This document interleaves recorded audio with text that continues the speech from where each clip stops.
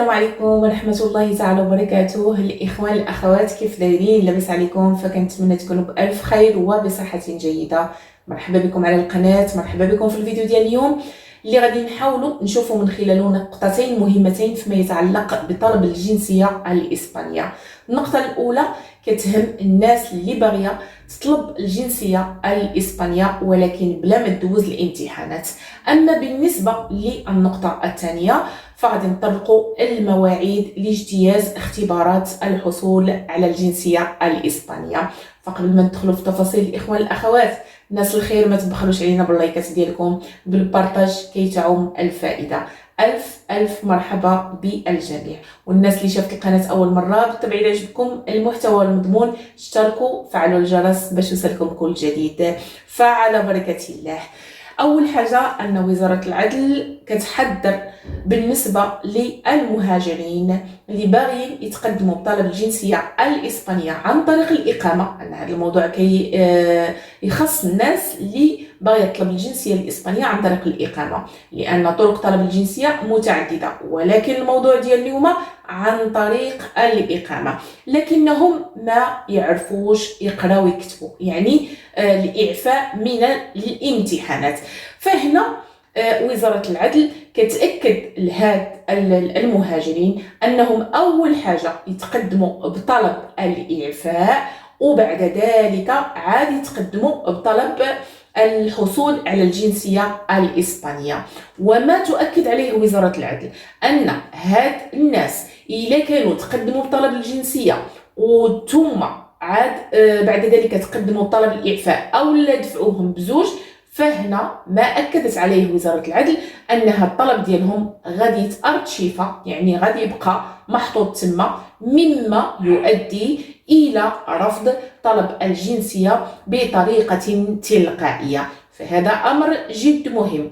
ننتقل للنقطة الثانية، الإخوان والأخوات اللي باغيين يدوزوا الامتحانات من أجل الحصول على الجنسية الإسبانية. فيلا كاملين نعرفوا الشهور وكذلك الأيام، التاريخ بالضبط.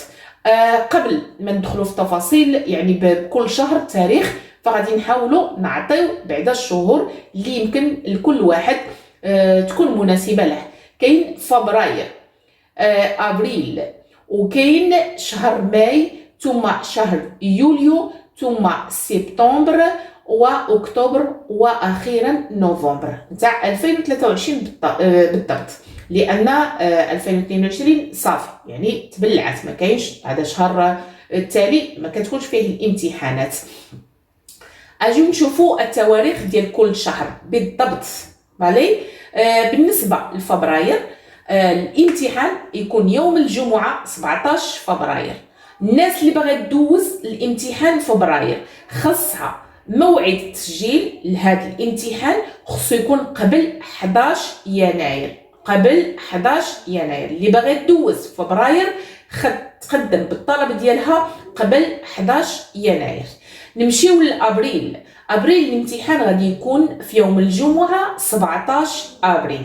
اذا الناس اللي باغيه تدوز الامتحان في ابريل خصها تقدم بالطلب ديالها قبل 15 فبراير. الا فتي 15 فبراير ما غاديش يمكن لك تدوزي الامتحان في ابريل.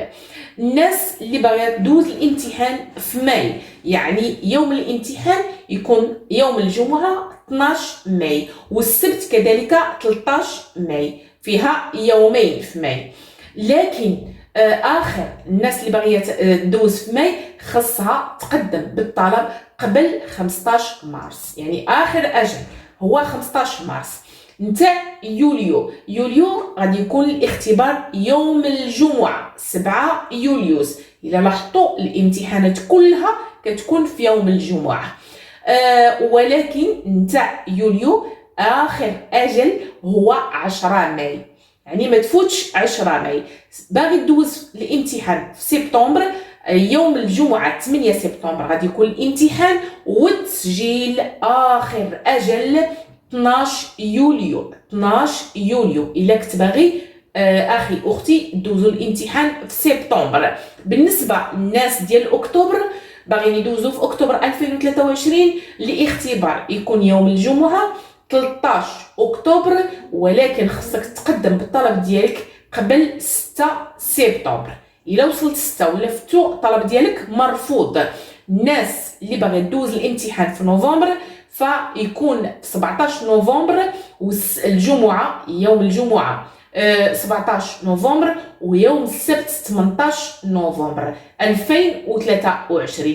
الموعد النهائي للتسجيل هو 11 اكتوبر.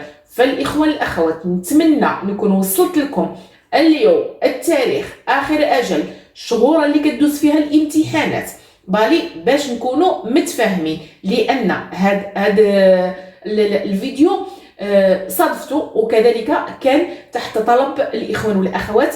كاين اللي قالوا لي يعني بغينا نفوتوا في هذا شهر 12 وما قبلوناش، فيعني اخر امتحان كيكون في نوفمبر، اخر امتحان ديال الجنسيه كيكون في نوفمبر، ولكن الناس اللي كدوز الامتحان في نوفمبر خاصها تقدم بالطلب في اكتوبر بالي باش نكونوا متفاهمين. فالاخوان الاخوات ديالي نتمنى التوفيق للجميع، ونتمنى اللي توفرت فيه الشروط ما يترددش يتقدم بطلب الجنسيه، لان حتى واحد ما يقول بان الاسئله صعيبه او لا ان الامتحانات صعيبه، فبالعكس الامتحانات راها في المتناول، وانت والزهر ديالك ما كاين حتى شي مشكله.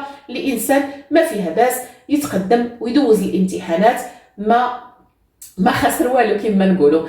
فالفيديو ديال اليوم قد انتهى، ما نطولش عليكم. دمتم في رعايه الله وحفظه، احبكم جميعا في الله.